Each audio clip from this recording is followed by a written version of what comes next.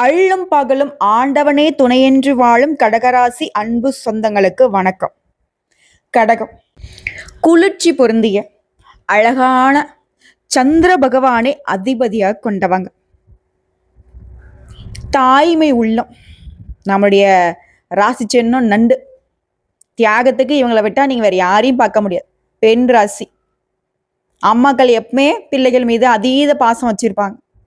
தனக்குன்னு எதையுமே யோசிக்க மாட்டாங்க. ஸோ தன்னலமற்றது இந்த கடகராசி. தன்னை சார்ந்தவர்களுக்கு மட்டும் இல்லை, அந்த உலகத்துக்கே தாய்மை உள்ளம்னு தேடி எடுத்தீங்கன்னாக்கா அது கடகராசி தான் முதன்மையா வந்து நிற்கும். பாசத்தால மோசம் போன ராசினாக்கா இந்த கடகராசி சொல்லிட்டு போலாம். எல்லார் மீதும் பாசம் வைக்கும். ஒருத்தர் கூட வந்துட்டு எடுத்தறிஞ்சு பேசுறதுக்கு வாய் வராது. கோபப்படுவாங்க, ஆனா பாசத்துல அழுகுவாங்க, உணர்ச்சி வசப்படுவாங்க. சின்ன ஒரு அதாவது அடிச்சா கூட தாங்கிப்பாங்க, சொல்லு தாங்க மாட்டாங்க. இவங்க ஒரு குடும்பத்துல இருக்காங்க அப்படின்னா அந்த குடும்பத்துடைய ஒட்டுமொத்த கஷ்டத்துக்கும் தன்னால போய் தலையை கொடுத்துக்கும். நிறைய பிரச்சனைகளை மறைச்சுக்கும். இது ஒரு தப்பு பண்ணதுன்னு எல்லாரும் அடையாளப்படுத்தினா அந்த தப்புக்கு பின்னாடி இருக்கக்கூடிய நல்லதை யாராலும் பார்க்க முடியாது. ஏன்னா இது நல்லதை கூட வெளியே காட்டாது. ஆனா எல்லாருக்கும் தப்பு. கடகராசியை மட்டும் ஈஸியா தப்பு சொல்லிடுவாங்க. மாடு மாதிரி உழைப்பாங்க, ஆனா அங்கீகாரம் கிடையாது. ₹1,00,000 உழைப்பாங்க, அங்க 10,000 கூட யாரும் இவங்களுக்கு வந்து அந்த வருமானத்தை கொடுக்க மாட்டாங்க. அந்த பணம் கூட இழுபறியா போகும். எல்லாருடைய ஆசைகள் நிறைவேற்றும். ஆசைப்பட்டு ஒவ்வொருத்தருக்கும் அவங்களுக்கு பார்த்து பார்த்து பண்ணிட்டு இருப்பாங்க. ஆனா இவங்களுக்காக சிறிதளவு கூட, அதாவது சொல்லுவாங்க இல்லையா, இந்த நெல்லுக்கு பாயிறது புல்லுக்கு பாயிட்டுன்ற அளவுக்கு இவங்க காட்டக்கூடிய பாசம் எவ்வளவோ காட்டி பார்த்தாச்சு. ஒரு கடுகு அளவு கூட இவங்களுக்கு திரும்ப வந்திருக்காது. உதாசீனப்படுத்திருப்பாங்க, அசிங்கப்படுத்திருப்பாங்க, அவமானப்படுத்திருப்பாங்க. ஒதுக்கப்பட்ட ராசினாக்க இந்த கடகராசி நீங்க சொல்லிட்டு போகலாம். எல்லாருக்கும் ஓடி ஓடி செஞ்சோம், இதை மட்டும் ஒதுக்கி வச்சிருவான். ஏன்னா கடகராசிகளை இது அதுன்னு சொல்றேன்னா உங்களை அப்படித்தானே மற்றவங்க பாக்குறாங்க. உங்களுக்கு வந்து மனசே இல்லைன்னு நினைச்சிட்டு பண்ணிட்டு இருக்காங்க. தேவைக்கு வராங்க, அவங்க தேவை கழிஞ்சதும் உங்களை டாட்டா பை பை அப்படின்ற மாதிரி போயிட்டே இருப்பாங்க. எங்கடா நான் செஞ்ச உதவி?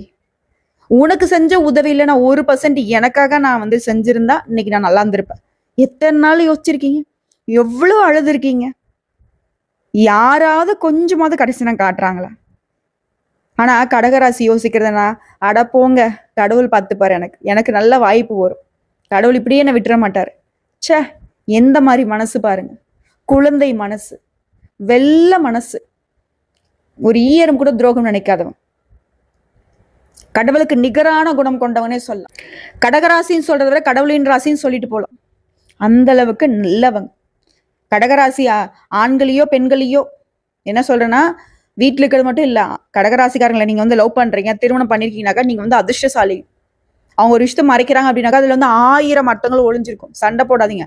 கடகத்தை மட்டும் கஷ்டப்பட விட்டுறாதீங்க, அது பெரும் பாவம் உங்களுக்கு. ஸோ கடகராசி யாராவது நீங்க வாட்டி வதைக்கிறீங்க, அவங்கள ஒதுக்கி வைக்கிறீங்கனாக்க உங்களுக்கு எல்லாம் பின்னாடி தண்டனை இருக்கு. கடகராசி விடக்கூடிய ஒவ்வொரு துளி கண்ணீருக்குமே எல்லாரும் பதில் சொல்லியாகும். ஸோ இப்படிப்பட்ட கடவுளின் பிள்ளைகளான கடகராசிக்கு தலை பார்த்திருப்பீங்க. பிரம்மன் எழுதிய தலைவிதி அப்படி என்னதான் நம்ம தலையில் எழுதியிருக்காரு. கடகராசிலாம் இந்த வார்த்தையை நீங்க தெய்வத்துக்கிட்ட கேட்காத நாளே இருக்காது. என்னதான் என் தலையில எழுதி வச்சாங்களோ தெரியலையே, நான் இவ்வளவு கஷ்டப்படுறேனே, என்னைக்குதான் என் தலைவிதி மாறும்? எல்லாரும் நல்லா இருக்காங்களே, தப்பு பண்றவங்களும் நல்லா இருக்காங்களே, என்னால தப்பும் பண்ண முடியல, நான் தப்பும் பண்ணது இல்லையா, ஆனா எனக்கு மட்டும் சோதனை மேல சோதனை, சோதனை மேல சோதனை, கஷ்டம் மேல கஷ்டம். ஏன்? இதுக்கான பதிலை நீ தேடிட்டு இருக்கீங்க இல்லையா, அந்த பதிலுக்கான பதிவு தான் இது. தொடர்ந்து பதிவு பாருங்க, நிறைய சூட்சங்கள் உள்ள ஒளிஞ்சிருக்கு. முதல்ல கடகராசி அம்பிகை வழிபாடு தொடர்ந்து செய்யணும். துர்கை வழிபாடு செய்யுங்க, லலிதாவை வழிபாடு செய்யுங்க, அம்பாள் வழிபாடு செய்யுங்க. அம்மன் வழிபாடு கடகத்திற்கு பலம் சேர்க்கக்கூடிய விஷயம். தனம் தரும், கல்வி தரும், ஒரு நாளும் தளர்வறியா மனம் தரும், தெய்வ வடிவும் தரும், நெஞ்சில் வஞ்சமில்லா இனம் தரும், நல்லன எல்லாம் தரும் அன்பர் என்பவர்க்கே இனம் தரும் பூங்குழலால் அபிராமி கடை கண்களே. இதோட அர்த்தம் என்னன்னா, கடகராசிகளுக்கு சகல சௌபாகியங்களும் முழுமையா கிடைக்கட்டும், அந்த அம்பிகையுடைய அனுகூலம் அனுகிரகம் பரிபூர்ணமா உங்களுக்கு கிடைக்கட்டும்ங்கிறத வணங்கி இந்த பதிவை நான் தொடங்குறேன். கடகராசி கஷ்டப்படக்கூடிய ராசி, நான் கடவுளின் ராசின்னு சொல்றேன். இப்போ உங்களுக்கு எனக்கு சண்டை, நான் சொல்றதை நான் தெளிவுபடுத்துறதுக்கு ஒரு சில விஷயங்களை சொல்றேன், கேட்டுக்கோங்க. நீங்க இந்த பதிவை பார்க்கக்கூடிய இந்த நிமிஷத்துல கூட ஒரு பெருத்த சிந்தனை உங்க மனசுல ஓடிட்டு இருக்கு. இது வந்து சும்மா கூட்டா வாக்கில் அடிச்சு விடாத அப்படின்னு கேட்டீங்கன்னா, சத்தியம் உங்களுடைய வாழ்க்கை ஏன் இப்படி இருக்கு, இதை நம்ம எப்படி மாத்தணும், வேற இடத்துக்கு போலாமா, வேற வேலைக்கு போலாமா, நம்ம இங்க இருக்கலாமா, செய்யலாமா, இது போல உங்களுடைய எதிர்காலம் கருதி ஒரு சிந்தனை மனசுல ஓடிக்கிட்டு இருக்கும். இது உண்மைன்னு நினைச்சா கமெண்ட் பாக்ஸ்ல பதிவிடுங்க. ஆமாமா, இப்படிதான் நான் சிந்திச்சேன். இதோட உங்களுடைய இஷ்ட தெய்வத்தை இந்த நிமிஷம் நினைச்சிருப்பீங்க. இது 2வது. 3வது, ரொம்ப அமைதியா உட்கார்ந்துருப்பீங்க. உங்களை சுத்தி எல்லாரும் பரபரப்பா ஏதாவது வேலை செஞ்சுட்டு இருப்பாங்க. ஆனா நீங்க இந்த பதிவு நீங்க நடுராத்திரி பார்த்தாலும் சரிங்க, ஒரு மாதிரி அமைதி தேடி இருப்பீங்க, தனிமையில உட்கார்ந்துருப்பீங்க. புரியுதுங்களா? ஸோ இதெல்லாம் இந்த பதிவு உங்களுக்கானதுங்கிறத தெளிவுபடுத்தக்கூடியது. இதுதான் பெரிய சூட்சம். உடைய இஷ்ட தெய்வ பெயர், அவருடைய படம் ஏதாவது இந்த பதிவு பார்த்த ஒரு நாள் பொழுதுல அது ஏதாவது ஒரு வகையில உங்களுக்கு தென்படும். அப்படி நடந்தாலையும் உங்களுக்கு தெய்வம் துணை இருக்குங்கிறத நீங்க உறுதிப்படுத்திக்கலாம். ஓகேங்களா? சரி, இப்போ நம்ம பதிவு தொடங்குறதுக்கு முன்னாடி இன்னொரு ரெக்வஸ்ட் ஒன்று வச்சுக்கிறேங்க. கமெண்ட் பாக்ஸ்ல உங்களுடைய பெயர், உங்களுடைய ஊர், உங்களுடைய குலதெய்வம், உங்களுடைய ராசி, நட்சத்திரம், இதை வந்து கமெண்ட் பாக்ஸ்ல பதிவிடுங்க. எதுக்குமான்னு கேட்பீங்க. நம்ம அனுதினமும் செய்யக்கூடிய பூஜைகள்ல உங்களுடைய ராசி, நட்சத்திரம், பெயர், ஊர், உங்களுடைய குலதெய்வத்துக்கும் சேர்த்து வழிபாடு வைத்து உங்களுடைய கஷ்டங்கள் தீர நாங்க வேண்டிக்கிறோம். இந்த கலியுகத்துல நம்ம நினைக்கிறது என்ன, அது கடகராசி நினைக்கிறது என்ன, நமக்காக யாராவது இருக்கான்னு சொல்லிட மாட்டாங்களா? கடகத்துடைய இயக்கமே இதுதான். அந்த இயக்கத்தை நம்ம இன்னைக்கு தீர்த்துருவோம். இது இன்னைக்கு மட்டும் இல்லைங்க, எப்பவுமே நம்ம சேனல்ல பார்க்கக்கூடிய அனைத்து அன்பு உள்ளங்களுக்குமே நாங்க என்னைக்கும் துணை நிற்போம். இப்போ ஜோதிடம் அப்படிங்கிறது என்னன்னா, வாழ்க்கைக்கு வெளிச்சத்தை காட்டணும். எங்களை நம்பி வரவங்க எங்ககிட்ட நம்பி ஜாதகத்தை கொடுக்குறாங்க அப்படின்னா, அவங்களுடைய ஜாதகத்துல எந்தெந்த இடங்கள்ல எந்தெந்த கிரகங்கள் உட்கார்ந்துருக்காங்க, இதோட அந்த ராசிக்கான அமைப்பு எப்படி இருக்கு, இவங்களுக்கு எந்த வயதுல திருப்பு முனை வரும், இதோட அவங்க எந்த விஷயங்கள்ல மாத்திக்கிட்டா, எந்த மாதிரியான பரிகாரங்களை செஞ்சுக்கிட்டா, எந்த தெய்வத்தை இவங்க கெட்டியா பிடிச்சுக்கிட்டா நல்லா இருப்பாங்க, இப்படி நிறைய சூட்சமங்கள் இருக்கு. ஆனா இப்ப நாங்க சொல்லக்கூடிய பலன்கள் என்ன, பொது பலன்கள். இப்ப வந்து கடகராசியில கூடிய நட்சத்திரங்களுக்கான பலன்கள் நம்ம சொல்லிக்கிட்டு இருக்கோம். இப்போ தனிப்பட்ட ஜாதகம்னு ஒண்ணு இருக்கு இல்லையா? இந்த பொது பலன்கள் எப்படி தனிப்பட்ட ஜாதகாருக்கு பொருத்தமாகும்னு இப்ப நீங்க யோசிப்பீங்க. அதாவது நம்ம சொல்லக்கூடிய பலன்கள் அப்படிங்கிறது 100க்கு 75% பொது பலன்கள் உங்களுக்கு செட் ஆகுங்க. மீதி இருக்கிற அந்த 25% மட்டும்தான் உங்களுடைய பிறப்பு ஜாதக அடிப்படையில மாற்றம் கொடுக்கும். அது பெருசா நீங்க வந்து இது பண்ணிக்க வேணாம். இதெல்லாம் வச்சு பாக்குறப்பயே உங்களுக்கு ஓரளவுக்கு நீங்க வந்து சமாளிச்சிட முடியும் லைஃப். அதாவது இப்போ ஒரு குழந்தை வந்து எக்ஸாம் படிச்சுட்டு இருக்கு, ஒரு 10ஆவதோ 12ஆவதோ எக்ஸாம் படிச்சுட்டு இருக்கு. வாத்தியார் சொல்றாரு, பா இங்க பாரு, முழு புக்கை நீ படிக்க வேணாம், ஒரு 10 பாடத்தை ஒரு வரி முக்கியமான கேள்விகள் கேட்கக்கூடிய பாடம் இது. குறிப்பா இதுல 2 மார்க் கேட்பாங்களா, 5 மார்க்ஸ் கேட்பாங்களா, 10 மார்க்ஸ் கேட்பாங்களா, இப்படி ஒரு சூட்சமான வழிகாட்டுதல ஒரு ஆசிரியர் வந்து மாணவர்களுக்கு கொடுத்துட்டா அந்த மாணவர்கள் வந்துட்டு அந்த மாதிரி ஒரு கான்சென்ட்ரேஷன் பண்ணி ஸ்மார்ட் ஒர்க் பண்ணி நல்ல மதிப்பெண்களை எடுக்க முடியும். அந்த மாதிரி தாங்க இந்த பதிவு உங்களுக்கு பலன் கொடுக்கும், ஒரு வழிகாட்டும். ஓகேவா? இப்போ உங்களுக்கு ஒரு நம்பிக்கை வந்திருக்கு அப்படின்னாக்கா நமக்கு ஒரு லைக் பண்ணிட்டு தொடர்ந்து வீடியோ பதிவு பாருங்க, நல்லதே நடக்கும். கடகராசியை பொறுத்த வரைக்கும் கண்ணீருக்கு பதில் உண்டுங்க. இந்த பதிவுல யாரெல்லாம் நம்ம நல்லாவே இருக்கக்கூடாதுன்னு நினைச்சாங்களோ, நம்ம கஷ்டத்துல இருப்போம், ஆனா உனக்கு என்னப்பா ஜாலியா இருக்க, இப்படி எல்லாம் நம்ம வயிற்றுல கொட்டிக்கிட்டோம் முன்னாடிலாம் நம்ம ஜம்முன்னு இருக்கிறதுக்கான நேரம் ஆரம்பம். ஏன்னா அந்த பதிவு உங்களுக்கு அப்படிப்பட்ட ஒரு உற்சாகத்தை கொடுத்துருக்கும்.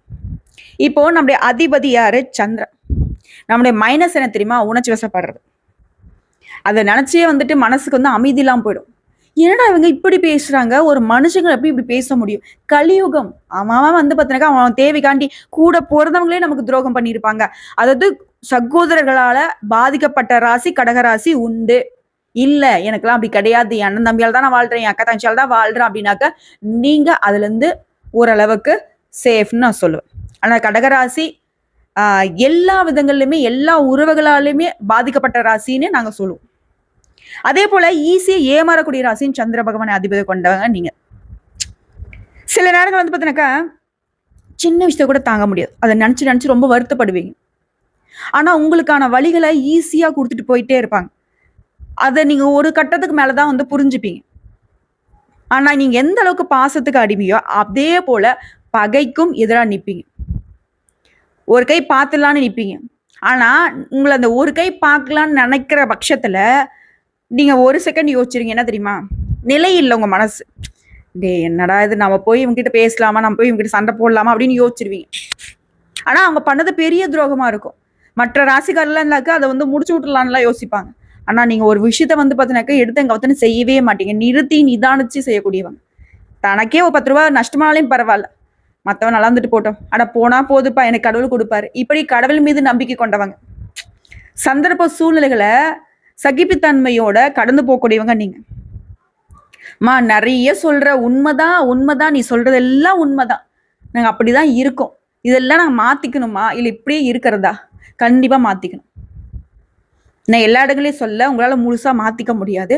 ஒரு சில இடங்கள் உங்களுக்கே நல்லா தெரியும், இவர்களால நமக்கு பாதிப்பு, இவங்க நமக்கு சுயநலமா தான் இருக்காங்கன்னு தெரிஞ்சதுன்னா அவங்க கிட்ட கொஞ்சம் மாறுதலை ஏற்படுத்திக்கோங்க.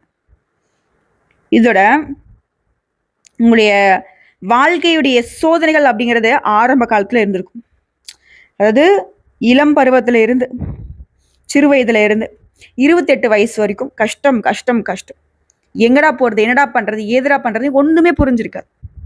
ஆனா 28 வயசுக்கு மேல ஒரு நல்ல திருப்பம் வரும். இதோட 35 வயசுக்கு பின்னாடி முக்கியமான மாற்றம் வரும். தொழில் ரீதியா இல்ல உத்தியோக ரீதியா, திருமணம், குடும்பம், பணம், சொத்து சேர்க்க, இந்த மாதிரி. அதே போல உங்க வாழ்க்கைக்கு பிரச்சனைன்னு பார்த்துட்டோம்னா மன அழுத்தம் தான், நம்பிக்கை இல்லாம இருக்கிறது, பணத்தால பிரச்சனை, குடும்பத்துல அன்பு இல்லாம இருக்கிறது, ஒரு தோல்வியை பார்த்தாவே மனசு உடஞ்சு போறது. ஏன்னா கடகராசியால தோல்வியை தாங்கிக்கவே முடியாது. ஏன்னா அந்த அளவுக்கு ஒரு விஷயத்த வந்து பார்த்து பார்த்து செய்யும், உண்மையா உழைக்கும், கடினம் உழைக்கும். ஆனா ஈஸியா இவங்களோட உழைப்பை அடுத்தவன் தூக்கி சாப்பிட்டுட்டு போயிட்டே இருப்பான். அப்போ உழைப்புக்கேற்ற வெற்றிகள் வந்துட்டு மற்றவங்க சூடிக்கிட்டு போறாங்க, இவங்க அப்ப தோல்வி அடைகிறாங்க. அது வந்து தாங்கிக்க முடியாது. ஏன்னா நான் உண்மையா உழைச்சேன்ல, எனக்கு ஏன் கிடைக்கல, இப்படி அழுகக்கூடிய ராசியும் கடகராசி. ஆனா இவங்களுடைய மன தைரியம் ஒண்ணு இருக்கு தெரியுமா, அந்த இடத்த மட்டும் யாராலுமே வந்துட்டு சீண்டவே முடியாது. வருத்தப்படுறாங்க, உணர்ச்சி வசப்படுறாங்க அப்படின்னாக்கா இவங்க வீக்கான்னு நினைச்சாக்க இவங்கள மாதிரி ஒரு திடகாத்திரமான ஆட்களை நீங்க பார்க்கவே முடியாது. வச்சா வச்சதுதான். அந்த இடத்த யாரும் டச் பண்ணாம இருந்தீங்கன்னாக்க எல்லாருக்கும் நல்லது. சரிங்களா? இதுல வாழ்க்கை உங்களுக்கு சிறப்பா இருக்கிறதுக்கு நீங்க செய்ய வேண்டிய பரிகாரம், திங்கட்கிழமைகள்ல காலை நேரத்துல சந்திர பகவானுக்கு பால் அபிஷேகம் செய்யறது சிறப்பு. அதே போல சிவபெருமான வழிபாடு செய்யறது ரொம்ப முக்கியம். ஏன்னா பௌர்ணமி நாட்கள்ல கிரிவலம் போறது இவங்களுக்கு இன்னும் வந்துட்டு மேன்மையை கொடுக்கும், மன உறுதியை கொடுக்கும், அமைதியை கொடுக்கும். அதே போல வருஷத்துக்கு ஒரு முறை நவகிரக சாந்தி யாகம் பண்ணிக்கோங்க, உங்க வாழ்க்கை சிறப்பா இருக்கும். அடுத்ததா தாயாரை போல் பராமரிக்கும், அதாவது உங்க தாய் மாதிரி உங்களுக்கு அனுகிரகம் செய்யக்கூடிய தேவி வழிபாடு, துர்கை வழிபாடு, லலிதா வழிபாடு, அம்பாள் வழிபாடு, நம்ம மாதிரி சொன்னதான். அம்மன் வழிபாடு எதை செஞ்சாலும் கடகராசிகளுக்கு மேன்மை ஏற்படுத்தும். அதே போல எந்த கோயிலுக்கு போனாங்க வாழ்க்கை சிறக்கும், நோட் பண்ணிக்கோ. தஞ்சை பிரகதீஸ்வரர் கோயில் மொத விஷயம். ஏன்னா அங்க யார் இருக்காரு, சிவபெருமான் இருக்கார். சந்திரனுடைய பலம் பெறுவதற்கு, குடும்ப வாழ்க்கையில அமைதி கொடுக்கறதுக்கு இந்த கோயில் உங்களுக்கு சிறப்பு. அதே போல கச்சபேஸ்வரர் கோயில் காஞ்சியில் இருக்கு. சந்திர பகவான் ஏதாவது கிரகதோஷங்கள் இருந்துச்சுனாக்கா அது நீங்கும். அதே போல திருமணஞ்சேரி சிவன் கோயில், வாழ்க்கை துணையால பிரச்சனை இருக்கு, குடும்பத்துல மகிழ்ச்சி வேணும்னு நினைச்சா இந்த கோயிலுக்கு போகலாம். அடுத்த திருவானைக்காவல் அகிலாண்டேஸ்வரி அம்மன் வழிபாடு, மன அமைதி, திருமண தடை, குழந்தை பாக்கியம், தொழில் வளர்ச்சி, பதவி உயர்வு, அனைத்து விஷயங்களுக்குமே இந்த அம்மன் வழிபாடு சூப்பருங்க. அதே போல உடைய வாழ்க்கை மாறணும், என்னத்தை நான் மாத்திக்கிட்டா என் வாழ்க்கை வந்து சிறப்பா இருக்கும்னு கேட்டீங்கன்னா உடைய நல்ல எண்ணங்களை அதிகமா வச்சுக்குவோம், அதாவது பாசிட்டிவான திங்கிங் வச்சுக்குவோம். நடக்காது, இது இப்படி ஆயிடுமோ அப்படி ஆயிடுமோ, இந்த மாற்றா யோசிக்கிறது. நெகட்டிவா யோசிக்கவே கூடாது. வந்து என்னைக்குமே கடகராசிக்கு செட்டே ஆகாது. எப்பவுமே பாசிட்டிவான திங்கிங் மட்டும்தான். அடுத்து அட தலை போற ஆபத்தாவே இருக்கட்டுங்க, அந்த இடத்துல கூட நான் தப்பிச்சிருவேன்பா அப்படின்னு நினைச்சிட்டா போதும், கண்டிப்பா நீங்க தப்பிச்சிருவீங்க. ஓகேங்களா? அதே போல தியானம் பண்ணுங்க. நிறைய வந்து கோயில் கொள்ளன்னு புனித யாத்திரை போயிட்டு வாங்க. இது எல்லாமே உங்க வாழ்க்கையை மாற்றக்கூடிய பெரும் சக்திகள். புரிஞ்சுதுங்களா? இப்ப கடகராசிக்காரங்க முதல்ல நீரை போல நெஞ்சம், ஒளியை போல உள்ளம், மழையை போல ஆசை, காற்றை போல சஞ்சலம். ஆனா எதையும் தாங்கும் சக்தி இவங்களுக்கு இயற்கையிலே உண்டு. மற்றவன் நினைப்பான் அவ்வளோதான் முடிஞ்சு, இவெல்லாம் எழுந்து வரமாட்டா, இவெல்லாம் அவ்வளோதான் முடிஞ்சுப்பா, இதுங்கெல்லாம் எங்க நல்லா இருக்க போகுது, இப்படி மற்றவங்க பேசிட்டே இருந்திருப்பான்.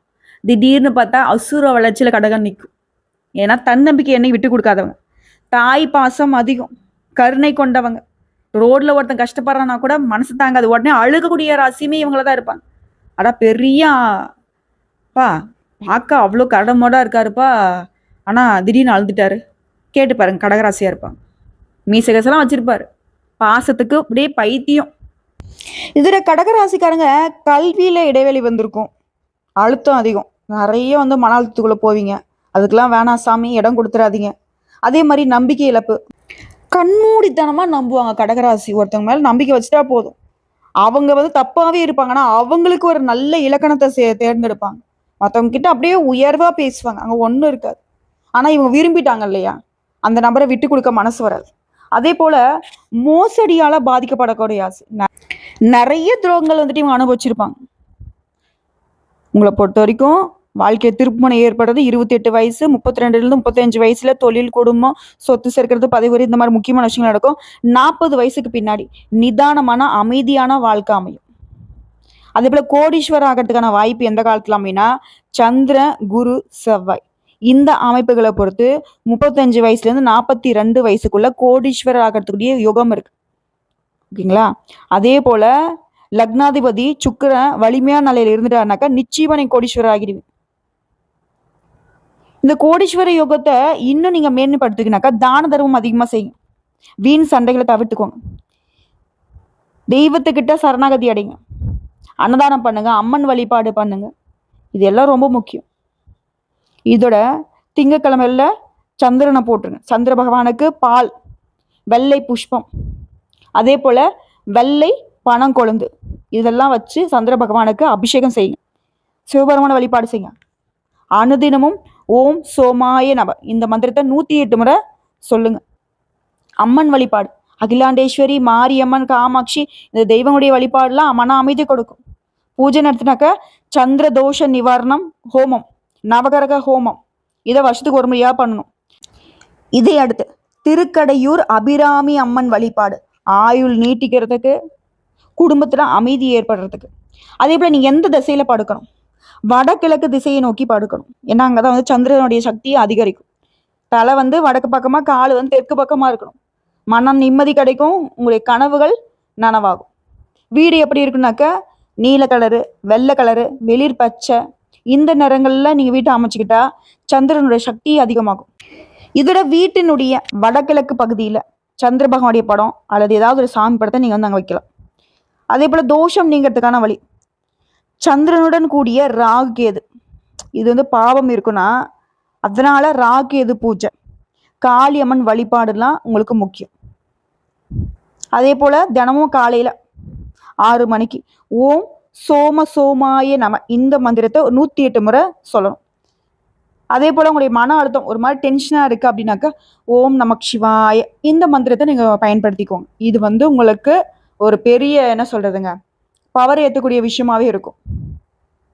அதே போல உங்களுக்கான சூட்சமம் அப்படின்னு பார்த்தோம்னா, கடகராசிக்காரர்கள் நம்பிக்கையால அடிக்கடி மோசடி அடையக்கூடியவங்க.